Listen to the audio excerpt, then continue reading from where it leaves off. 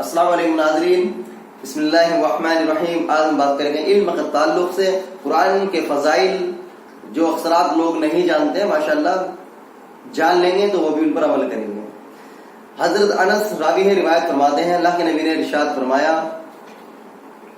اللہ تعالیٰ کے لیے بعض لوگ ایسے ہیں جیسے کسی کے گھر کے خاص لوگ ہوتے ہیں۔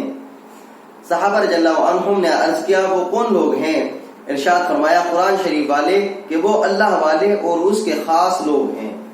قرآن شریف والے وہ اللہ تعالیٰ کے خاص لوگ ہیں۔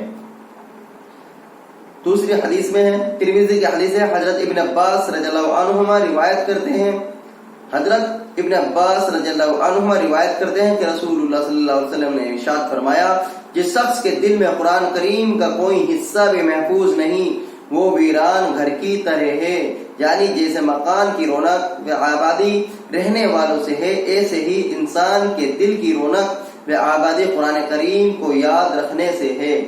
ترمذی کی حدیث ہے اور اللہ کے نبی ارشاد فرما رہے ہیں، اور اللہ کے نبی نے ارشاد فرما دیا تو بات برحق اور سچ ہے۔ انسان ویران ہے جس کے دل میں کلام کی کوئی بھی آیت یا کوئی صورت بھی یاد نہیں۔ کیا فرماتے ہیں نبی؟ جس شخص کے دل میں قرآن کریم کا کوئی حصہ بھی محفوظ نہیں وہ ویران گھر کی طرح ہے۔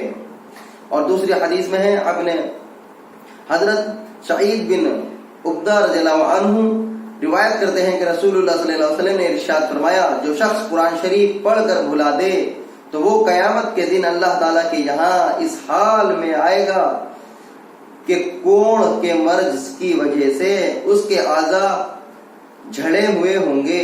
ابو داؤد کی حدیث ہے۔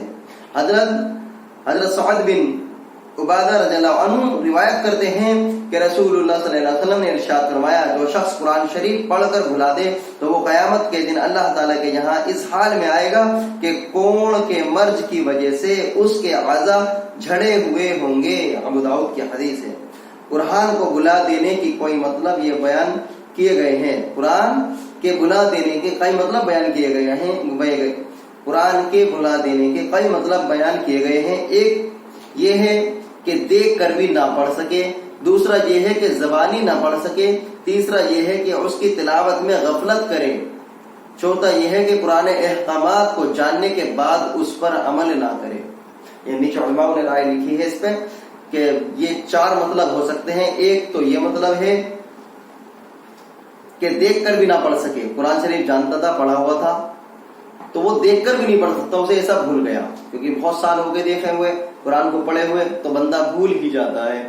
دوسرا یہ کہ زبانی نہ پڑھ سکے، تیسرا یہ کہ اس کی تلاوت میں غفلت کرے، چوتھا یہ کہ قرآن کے احکامات کو جاننے کے بعد اس پر عمل نہ کرے۔ قرآن علم تو رکھتا ہے، مثال کے طور پر ایک عالم ہے اور اس نے ماشاءاللہ اچھا علم بھی حاصل کیا ہے اور قرآن کا بہترین علم رکھنے اور جاننے والے ہیں عالم صاحب، اور علم کے رکھنے کے باوجود بھی کوئی مسئلہ آ جاتا ہے اور ان کے اوپر ہی آ جاتا ہے تو وہ اس میں عالم ٹولی کر کے اسے ٹال دیتے ہیں اور اس کام کو کر لیتے ہیں جو کہ قرآن میں اللہ تعالیٰ نے منع فرمایا اور وہ اس چیز کے بارے میں جانتے ہیں، تو اس میں یہاں بھی یہ بھی مراد رکھی گئی ہے۔